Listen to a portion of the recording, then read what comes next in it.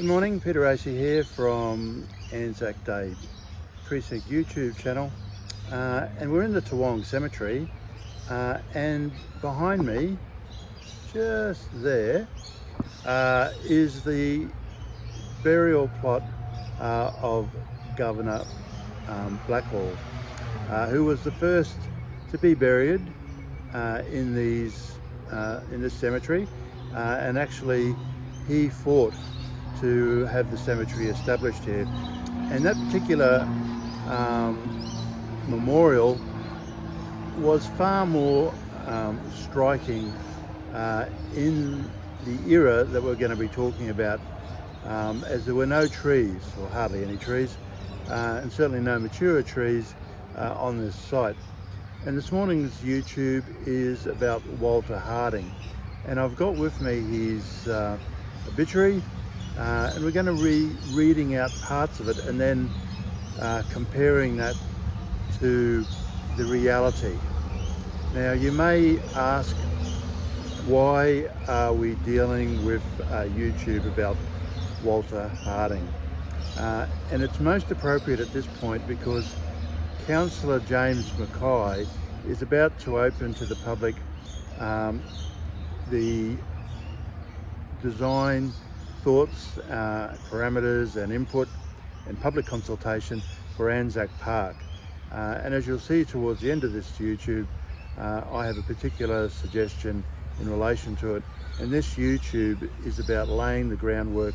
and the justification for that particular suggestion. But let's move on to another important part of Toowong Cemetery. This is the information map on the Toowong Cemetery, and we are going to match up two bits of information. Firstly, Walter Harding passed away on the 21st of May 1939, and he is buried here in portion 5, section 101, grave 30, and that is just there. And I've decided not to do any graveside footage, given the nature of what we're talking about. I just think that might be a little bit disrespectful. So here at the Bean on Dean, a beautiful little coffee shop just up the road from Anzac Park, I'm just going to read a couple of quick extracts to compare the obituary against the news articles of the day. The obituary said that Walter Harding had an interest in local council politics. As you can read, it was quite fascinating. And his very first meeting that he attended on the 17th of February 1920 was totally and utterly acrimonious. So in the background, you can see the entrance gates into the Toowong Cemetery, but also down that way was the terminus for the tram that came out from the city and down past Forex Brewery, down past the famous Milton Tennis Courts, and it relates directly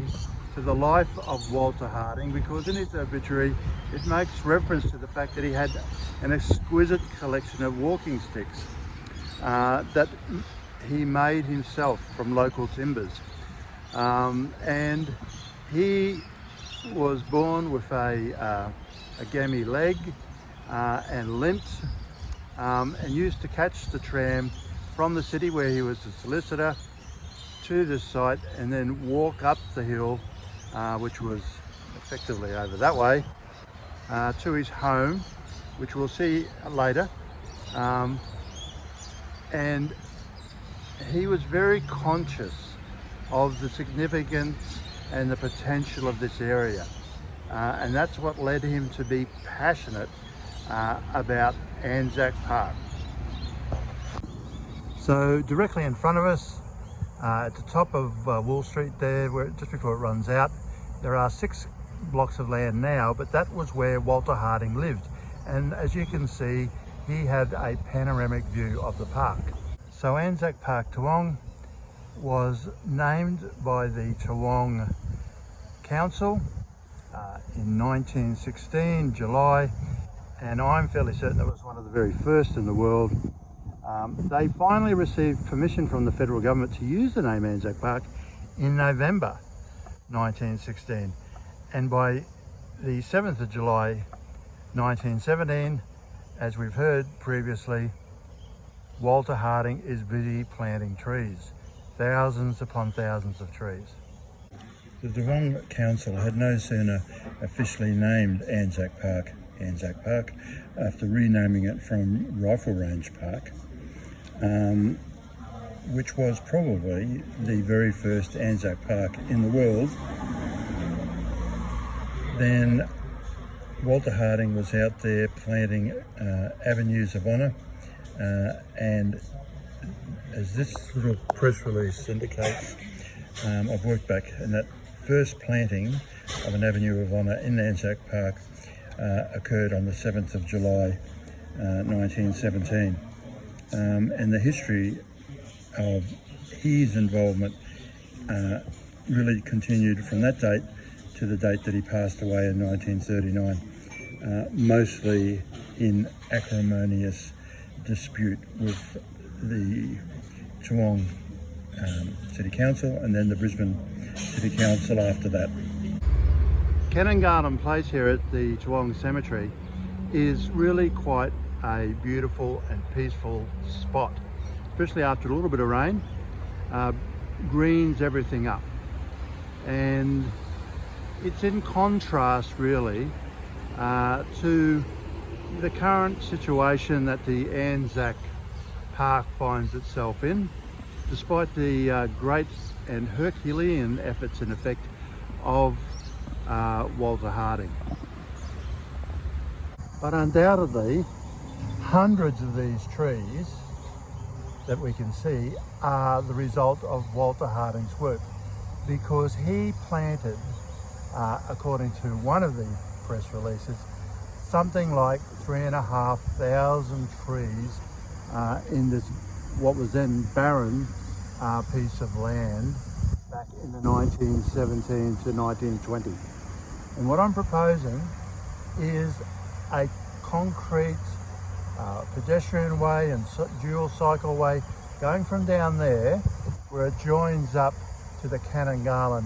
overpass and to the bikeway running into the city and out to Forest Lake, and then cutting across Anzac Park, and then there could be many routes going up this way, over the hill, down past the dog park, and then connecting into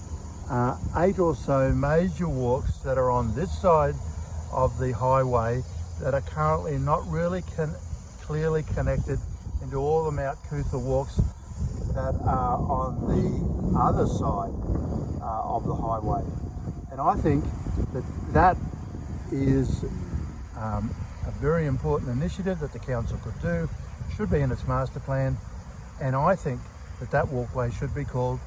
Walter Harding Walkway, in recognition of all the unbelievable efforts that Walter Harding put in some now over 100 years ago. So James, I'm hoping you found that of interest.